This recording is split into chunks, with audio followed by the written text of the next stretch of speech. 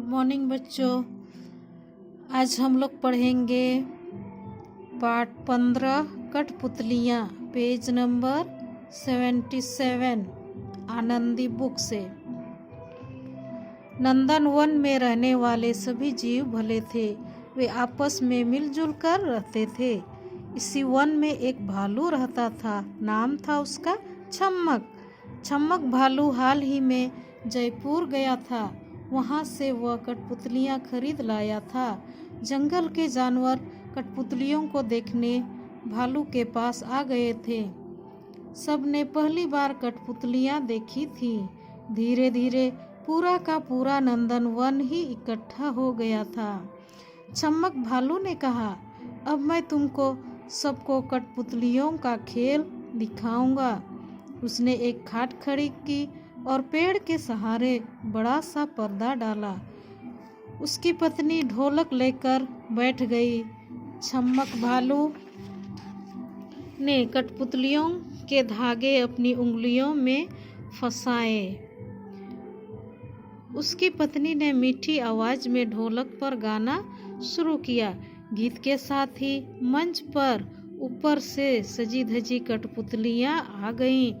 उन्हें देखकर बड़ी जोर की तालियां बजी। छम्मक भालू बोला, एक हाथी पानी पीने आया। उसने नदी में पांव धंसाया।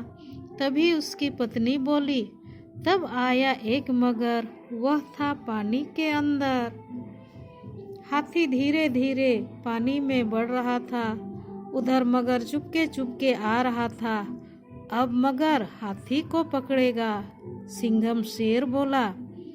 एक ओर से मगर बढ़ता आ रहा था और दूसरी ओर से हाथी। दोनों के बीच में थोड़ी सी ही दूरी रह गई थी। लालू लकड़बग्घा बोला, मगर हाथी का कुछ नहीं बिगाड़ पाएगा। वह दुष्ट है और हाथी भला है। दुष्ट भले ही शुरू में सफल हो जाए, पर जीतता भला ही है। लो, मगर ने हाथी का पैर पकड़ लिया। गिल्लू खरगोश चीख पड़ा। हाथी अपनी ओर पैर खींच रहा था और मगर उसे पानी में घसीट कर ले जाना चाहता था। सब उसे ध्यान से देख रहे थे। छम्मक भालू खेल दिखा रहा था और सब जानवर सांस रोककर देख रहे थे। नीमू सियार तो इतना दुखी हो रहा था कि बस रो ही देगा। छप, बड़ी जोर से छपाक की आवाज हुई। लो, मगर हार गया। हाथी पानी से बाहर आ गया। चंदा हिरनी चहकती हुई बोली, मगर जीत ही नहीं सकता था। अगर सभी दुष्ट सफल हो जाएंगे तो भले लोग कहाँ जाएंगे? नीमू सियार ने कहा। उसके चेहरे पर मुस्कान थी।